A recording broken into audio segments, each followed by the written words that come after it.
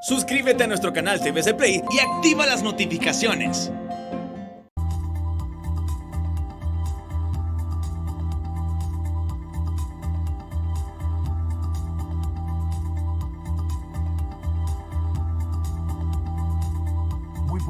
Bienvenidos al banquillo, gracias por estar con nosotros. Les saludamos desde los estudios de TSI. Hoy revisamos el proceso de identificación del pueblo hondureño. Ayer domingo se marcó una fecha clave en el proceso democrático del país. Finalizó el enrolamiento para que usted, que tiene más de 18 años o que los cumplirá el 28 de noviembre, aparezca en el padrón electoral y puede ejercer el sufragio. Se ha registrado el último hondureño habilitado para votar con el Documento Nacional de Identificación. Este tema y todo lo relacionado con las elecciones del 28 de noviembre lo abordamos hoy con el ingeniero Rolando Catán, comisionado del Registro Nacional de las Personas. Buenas noches, bienvenido, ingeniero. Números exactos, ¿cuántos pueden votar el 28? Muchas gracias, Rosendo, por la invitación que nos has hecho para participar en tu programa. Estamos muy satisfechos, sobre todo por esa sensación de satisfacción que deja el deber cumplido. Nosotros habíamos prometido a la población que íbamos a hacer un nuevo padrón electoral, un nuevo censo nacional electoral, una nueva base registral. En aquellos momentos se puso en duda el trabajo, se puso en duda la capacidad que íbamos a tener de lograr nuestro objetivo, a pesar de todos los desafíos de esta época, las pandemias, los huracanes, el fervor político, la inestabilidad emocional que se siente a veces en la población. Hemos podido concluir con 5.361.000 hondureños registrados que han pasado por una validación biométrica facial, por una validación biométrica dactilar, que se han apersonado, que han firmado su registro, que han estado enfrente de una unidad, de un proyecto que ha sido monitoreado y acompañado por el Programa de las Naciones Unidas para el Desarrollo, donde hemos tenido amplia veeduría y donde todos los hondureños pudieron abocarse en un espacio cercano al lugar donde residían. Todos los que nos están viendo se enrolaron, llegaron en algún momento en un supermercado, llegaron a su centro comunal, llegaron a la escuela que les queda en la vecindad. Eso no se había visto antes. Lo hemos hecho en un tiempo récord, ya hemos impreso esos documentos de identificación nacional y ya hemos entregado alrededor del 80% de las tarjetas que tenemos distribuidas en campo. A hoy, 6 de septiembre, ¿cuántas nuevas identidades o DNI, como lo han llamado ustedes, están en poder del ciudadano? Bueno, al día de hoy tenemos 3.611.000 tarjetas, documentos de identificación nacional ya entregadas a la ciudadanía. Hemos iniciado ya un proceso de despliegue a nivel nacional la semana pasada. Hay que reconocer que tuvimos muchísimos desafíos. Uno de ellos, por ejemplo, fue el flujo de caja ocasionado por la pandemia. Nosotros partíamos de un presupuesto inicial que se vio afectado por comprar material de bioseguridad, por en algún momento tener gente contratada que no podía desplegarse en campo porque estaba el país cerrado. Y ese impacto presupuestario tuvo su impacto en el flujograma, en el cronograma de actividades. Entonces, en algún momento tuvimos que trabajar con poco presupuesto y veíamos pues un entusiasmo muy grande de la población y los lugares estaban abarrotados. ¿Y eso no les retrasó el proceso? Porque usted me dice que se sienten satisfechos con estos 5.361.000 hondureños que están habilitados para votar, pero escuchamos de políticos que cuestionan el proceso, que quedaron mucho fuera, que se han prestado para un eventual fraude el 28 de noviembre, a extremos que hemos escuchado en los últimos días, incluso, ingeniero Catán, versiones de que se podría habilitar una votación tanto con la nueva identidad como con la vieja? Miren, aquí hay muchas cosas que hay que tener claridad, y para eso tal vez sea necesario remontarnos a 1997, cuando se votó con dos identidades. En ese momento se votó con dos identidades, pero también se votó con dos censos, con el censo de la cédula y con el censo de la nueva tarjeta de identidad. Hoy en día tenemos una sola base registral, una sola base que ha sido documentada con todos los hondureños. Y hagamos la matemática. El problema que tenía el Censo Nacional Electoral era la falta de confianza por los migrantes y la falta de confianza por un subregistro de defunciones. Nosotros participamos en las elecciones del 2017 con un censo de 6.040.000 hondureños. 6.040.000. Y nosotros tenemos, para hablar en números redondos, 5.360.000 personas documentadas. Es decir, que esa diferencia, ese faltante, corresponde a los hondureños que viven en el extranjero y el subregistro de funciones. Una de las grandes cosas que hemos logrado demostrar con este proceso es que los muertos no eran tantos, porque las matemáticas no dan. ¿Cuántos muertos estaban en promedio? ¿Se acuerda, Rosendo, que aquí hablaban de 800.000 muertos? A ver, imaginémonos que esas denuncias del pasado hubiesen sido ciertas. Si sumamos 800.000 muertos a 5.361.000 personas, estaríamos hablando de 6.100.000 personas que tendríamos ahorita. Entonces, simplemente los números no dan. Yo le pregunto, Rosendo, ¿cuántos hondureños vivirán en el extranjero? Dígame un número, más o menos. ¿Vivirán 1 millón, 1,5 millones, entre Estados Unidos, entre España?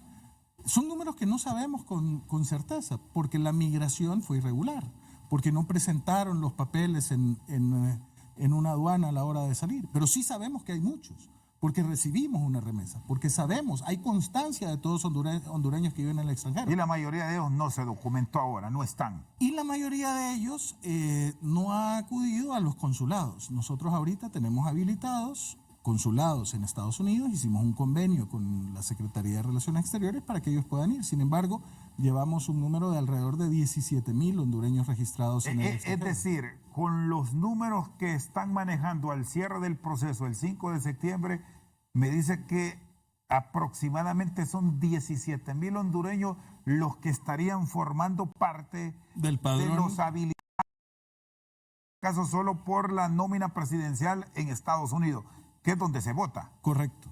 Esos 17.000, la mayoría están en Estados Unidos, pero también hicimos enrolamiento en los consulados de Centroamérica, en Guatemala, en El Salvador, en Nicaragua y en Costa Rica. Pero la gran mayoría es eso. Y ese será el padrón. La incidencia será mínima. En todo caso, si llegasen a votar, que nunca votan, la mayoría. Y la incidencia es mínima. Pero aquí lo más importante, Rosendo, es que la participación activa y la veeduría de todos los partidos políticos, la transparencia que dio el mismo proceso Identifícate, porque todos los ciudadanos podían entrar y pueden a la fecha entrar a la página www.rnp.hn y pueden consultar las personas enroladas por municipio, pueden consultar los traslados domiciliarios que se hicieron por municipio, porque la gente tiene derecho a votar en el lugar de donde es originario y donde fue inscrito.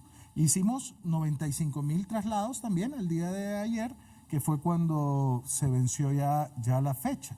Entonces, pudimos hacer un proceso transparente, abierto a todos los ojos. Un momento, ingeniero Catán, me habla de las inconsistencias, que ese fue otro gran problema que se tuvo al momento de enrolarse, porque aquí podemos ver ejemplos desde que alguien que vive en el Atillo lo mandan a votar a Soroguara, alguien que vive en la Kennedy lo mandan a votar al Carrizal, y de ahí se generó muchas escaramuzas de este proceso que se estaban prestando para restarle popularidad a determinado candidato por zona, incluso personas que viven en Tegucigalpa que los mandaban a votar a Yuscarán, por citar solo ejemplos que abundan. Me dice que se subsanaron 95.000 inconsistencias. Sí. ¿De dónde son la mayoría? Pero bueno, las inconsistencias fueron subsanadas a nivel nacional. Estas 95.000 fueron ciudadanos que se apersonaron en los registros civiles municipales o en las unidades del proyecto Identifícate para hacer una declaración jurada con todos los requisitos de ley para una actualización domiciliaria. También se dispuso que las personas que vivieran en el mismo municipio ejercieran el sufragio donde siempre lo han hecho. ¿Por qué de los que viven en el mismo municipio? Para evitar la transhumancia electoral. La transhumancia electoral y los traslados y el problema de los traslados era precisamente cuando se sacaba partida para poder jugar con el censo local para favorecer a uno u otro candidato. Normalmente con los alcaldes. Con los alcaldes, correcto. Ahora, con el problema específico de los errores que fueron registrados en el proyecto de identificación, hay que verlo como los desafíos naturales.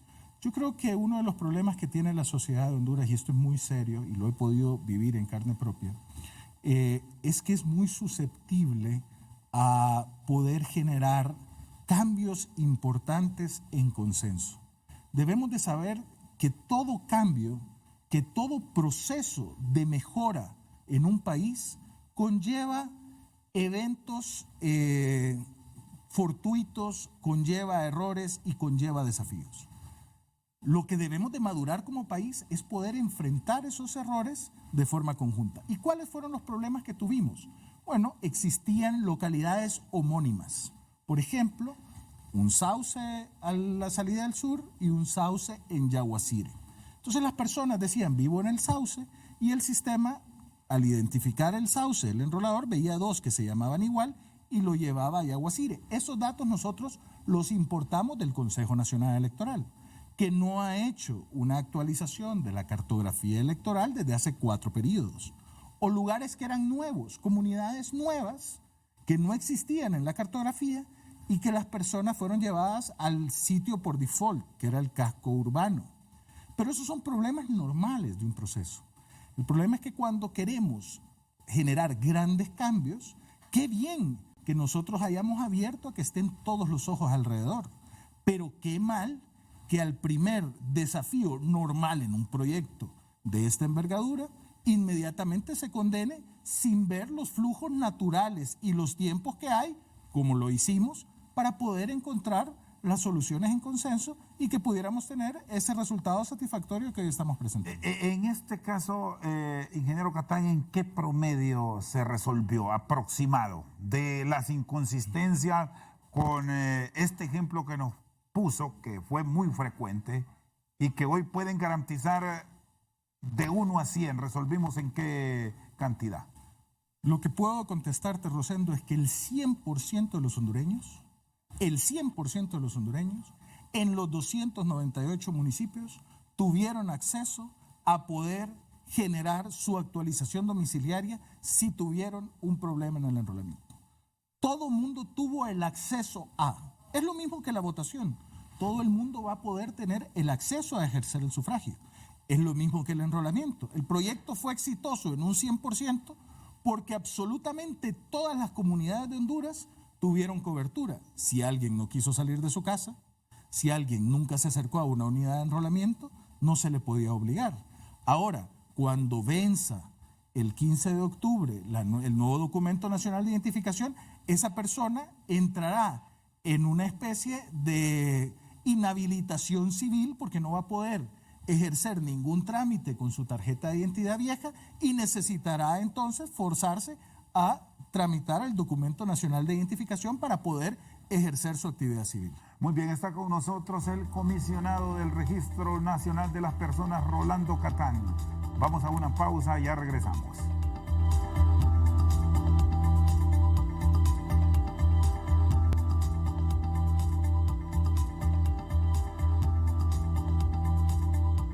Seguimos al banquillo, está con nosotros el ingeniero Rolando Catán. Me dice que el proceso lo considera exitoso.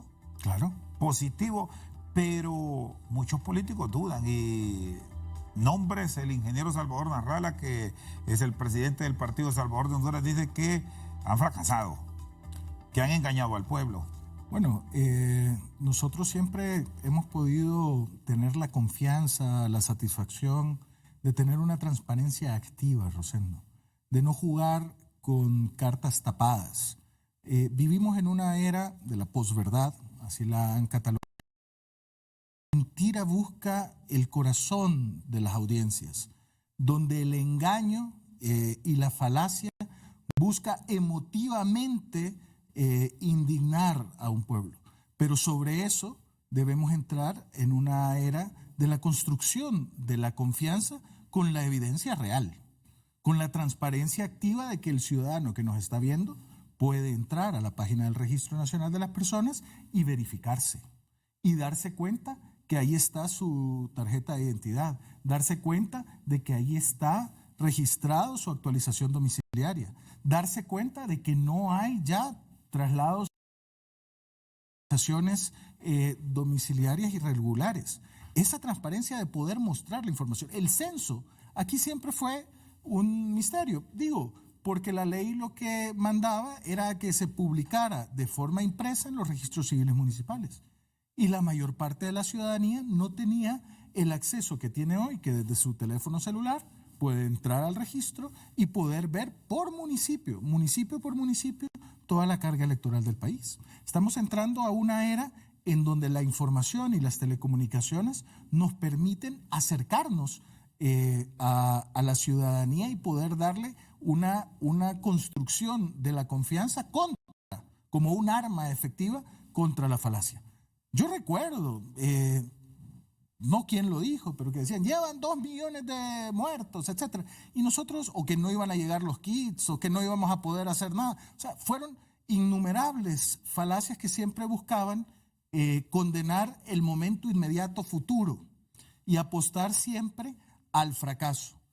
Pero afortunadamente, junto con mis compañeros comisionados, pudimos trabajar en un plan de trabajo estructurado en donde podíamos contemplar los diferentes sucesos que se fueron dando, donde tuvimos una clase política también comprometida, porque el Congreso Nacional siempre estuvo anuente a las modificaciones que necesitáramos para podernos dar respuesta de forma efectiva a toda la clase política para poder dar pues las soluciones que hemos dado como país. A hoy, ¿cuántos hondureños, y estos son promedios, son estimados, consideran ustedes que no fueron por su documento nacional de identificación al trámite, desde luego, por una u otra razón que lastimosamente no podrán votar?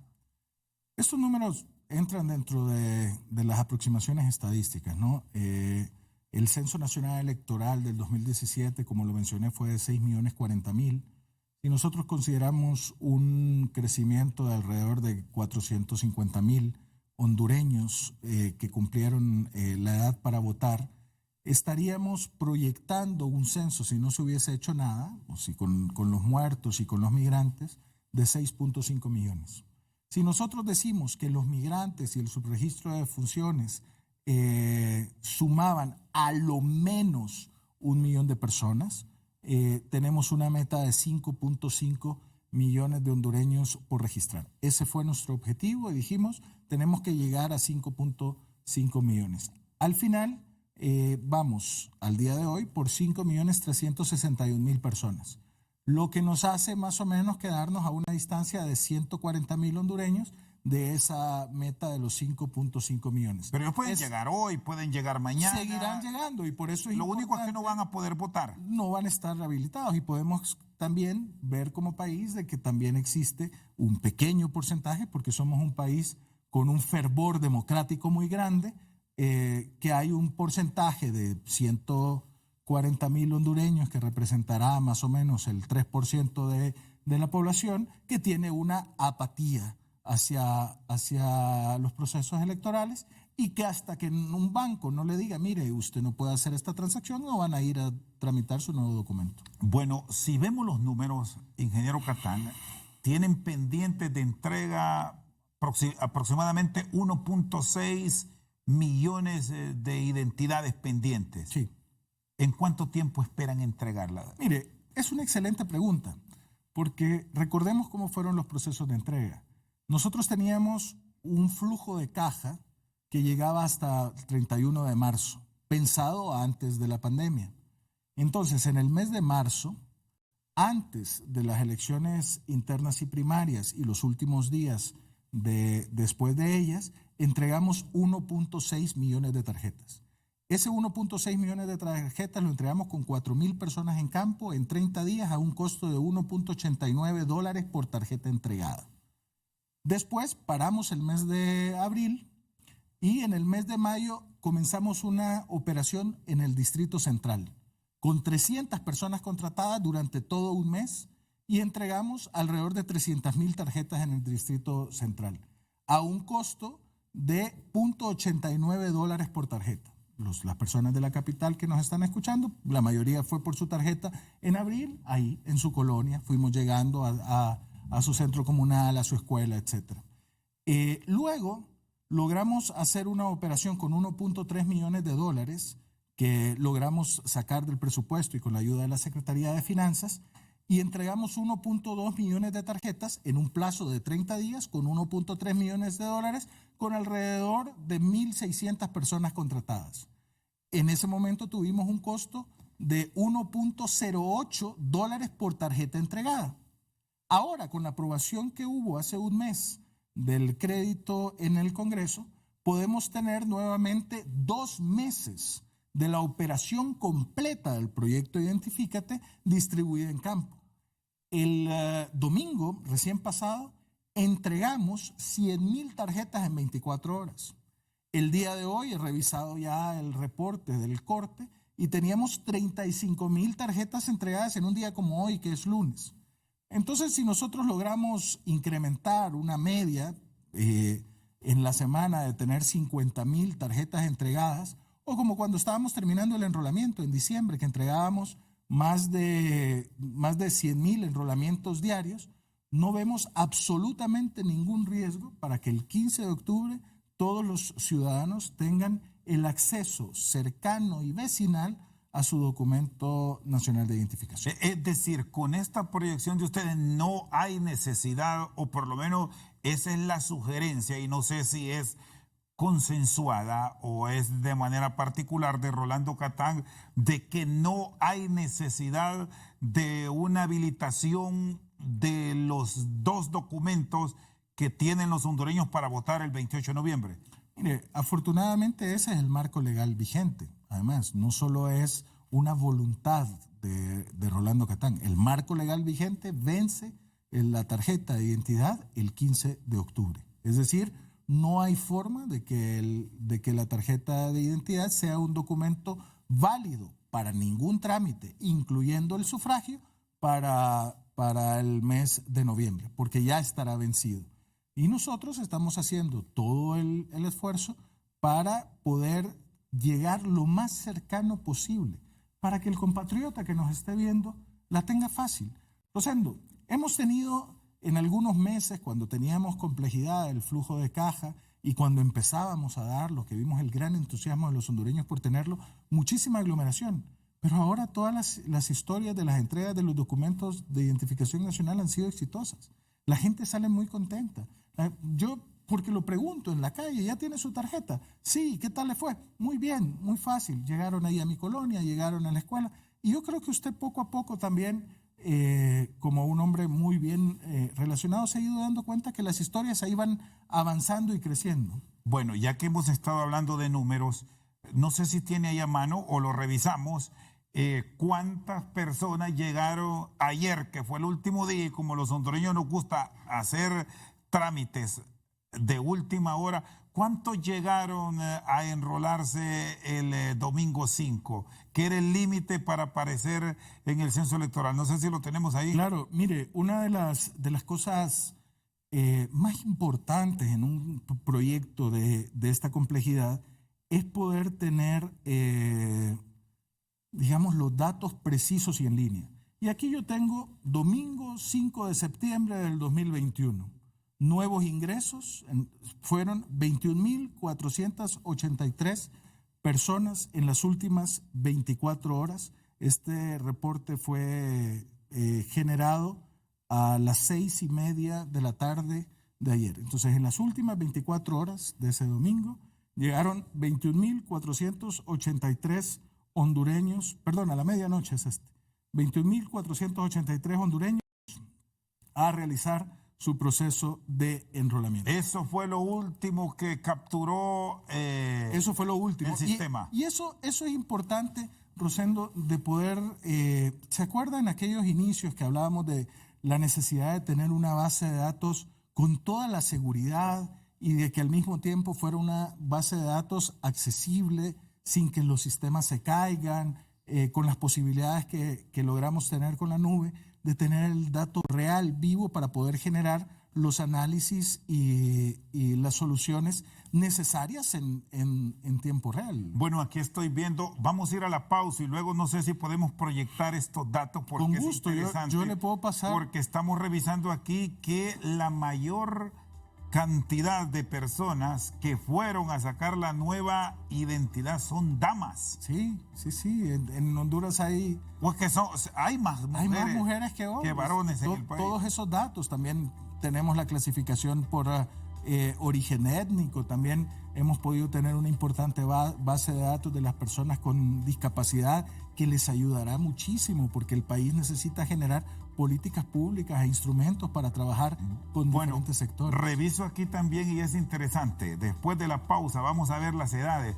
¿Cuántos hondureños? Alguien pensaría que hay más hondureños que el número que vamos a compartir. 17,000 hondureños mayores de 89 años. Es decir, personas que tienen un siglo aquí son contados. Pero son nuestros sabios. Son las personas que nos han dado un gran ejemplo de civismo. En las páginas y en las plataformas de redes sociales del Registro Nacional de las Personas podemos ver la recolección de esas fotografías que veíamos en las circunstancias áridas que teníamos como país en medio de la pandemia, salir a estas personas, a los elders, como se llaman, los sabios, a los viejos, a los maestros, salir de sus casas como una muestra de civismo, hacer su enrolamiento para poder ejercer su proceso democrático. Muy bien, pausa, ya volvemos aquí con el ingeniero Rolando Catán.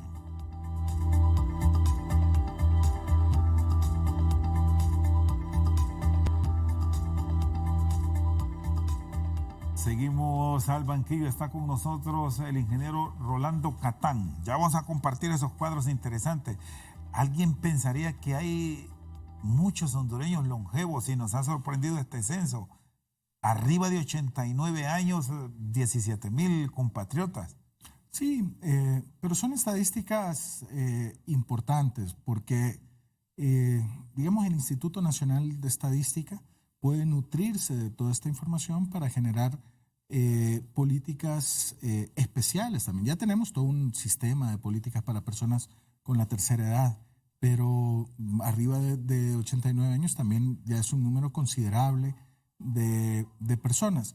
El trabajo y al final la fuente de datos que ha puesto a disposición el Registro Nacional de las Personas permite aquel sueño que hablamos al principio, Rosendo, porque no es la primera vez que estamos en tu programa, de poner al ciudadano en el centro.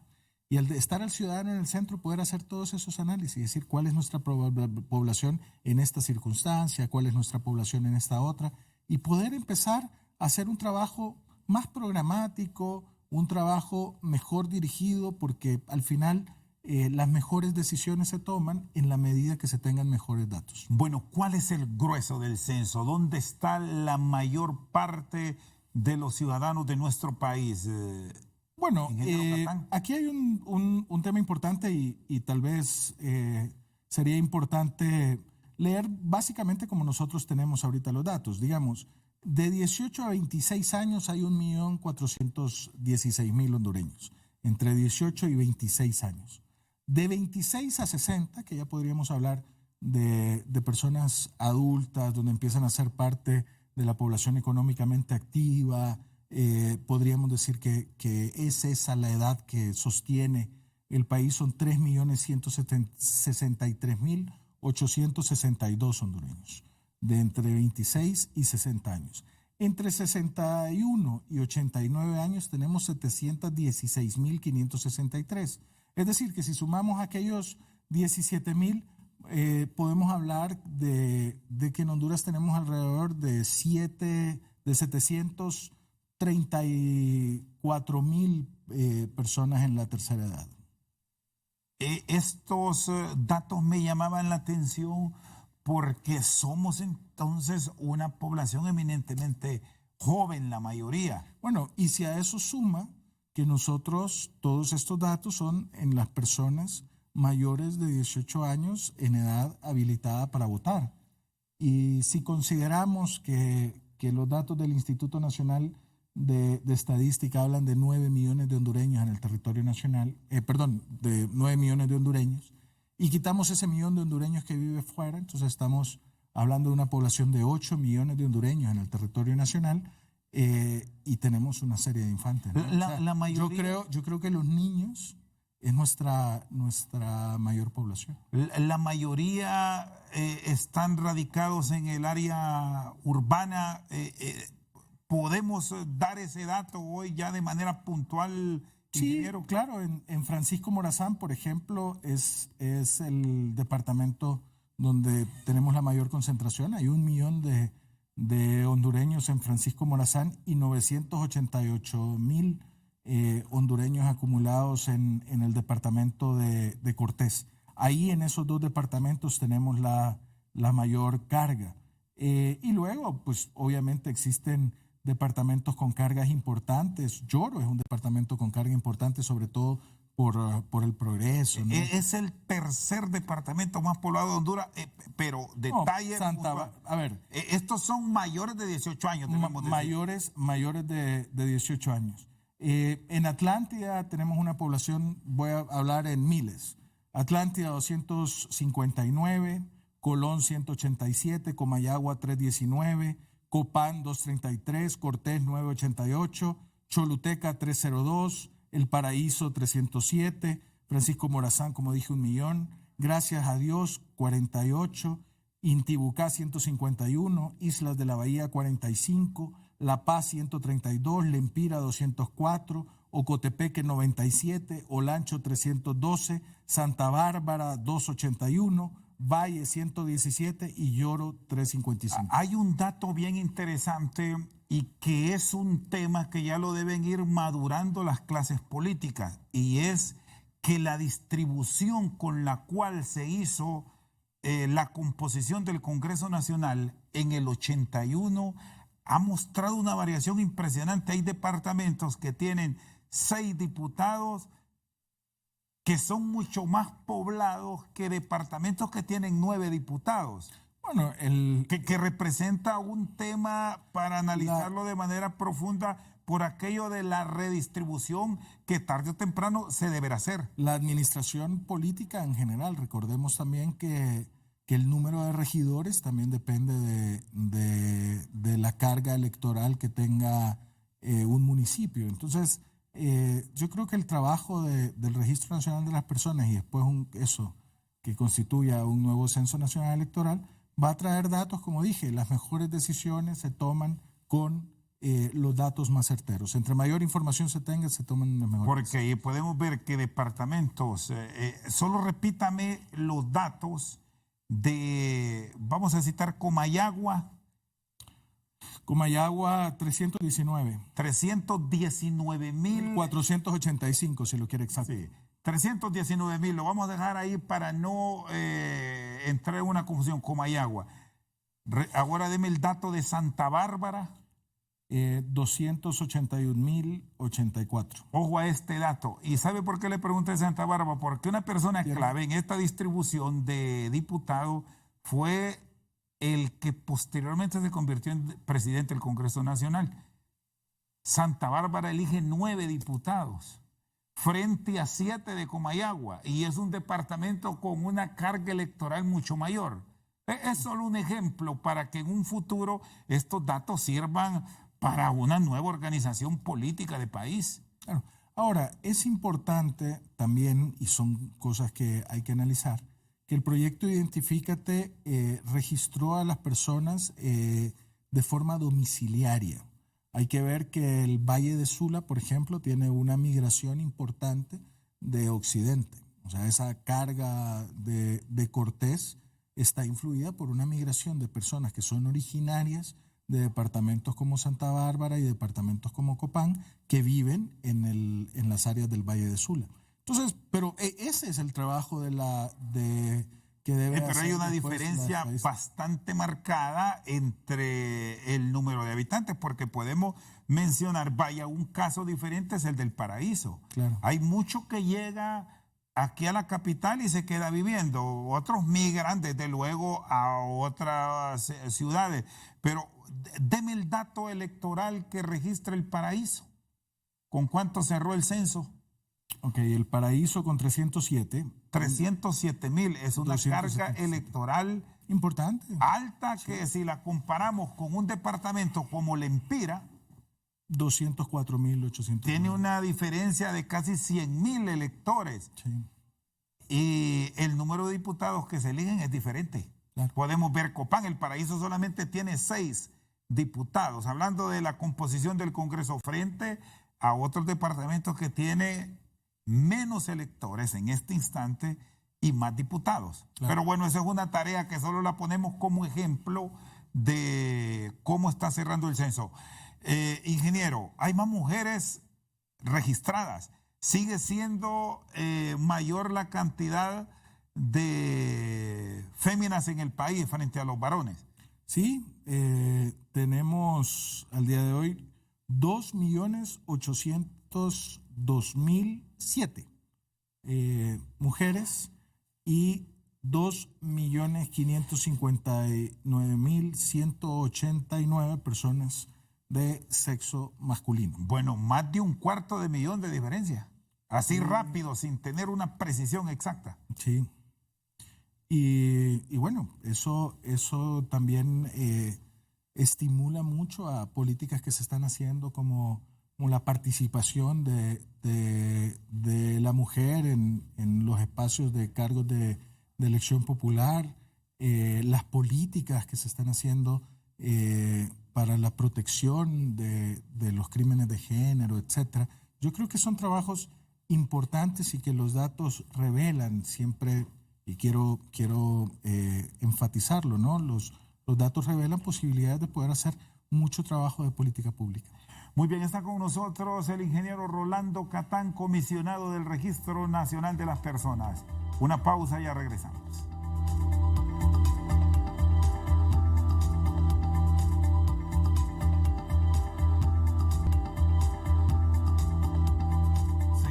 Al banquillo está con nosotros el ingeniero Rolando Catán. Se va a votar por primera vez con lector biométrico. Sí. Es decir, alguien va a llegar, va a poner su huella y ahí está, que es único. Eso sí no se puede alterar por nadie en la tierra. ¿O son capaces ahora con la tecnología de eso? Eso es una celebración que nosotros hemos hecho. También cuando iniciamos a hablar del Registro Nacional de las Personas, dijimos que una institución se debía al pueblo y al futuro. Toda institución pública, esos son sus jefes, el futuro y el pueblo. Y esto es traer modernidad a Honduras. Ahora, hay que tener mucho cuidado. Hay un principio de seguridad, Rosendo. La seguridad es tan fuerte como el eslabón más débil.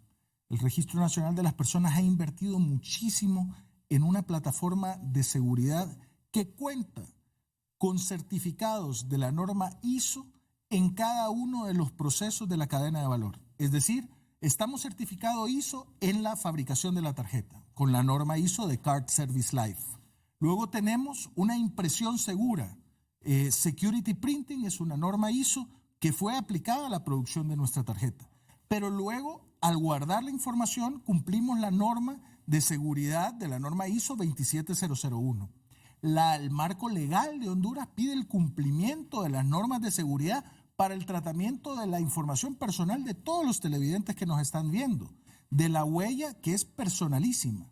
Y el Consejo Nacional Electoral debe de garantizar, porque lo exige la ley y porque lo ha pedido también el Instituto de Acceso a la Información Pública, los estándares de seguridad para el manejo y que la huella en el proceso electoral sea algo que sume confianza y no desconfianza. Nosotros, por ejemplo, hemos dicho que puede ser leída de la tarjeta para que la huella solo exista en el Consejo Nacional Electoral si voté. Y si yo no voté, el Consejo no tenga mi huella.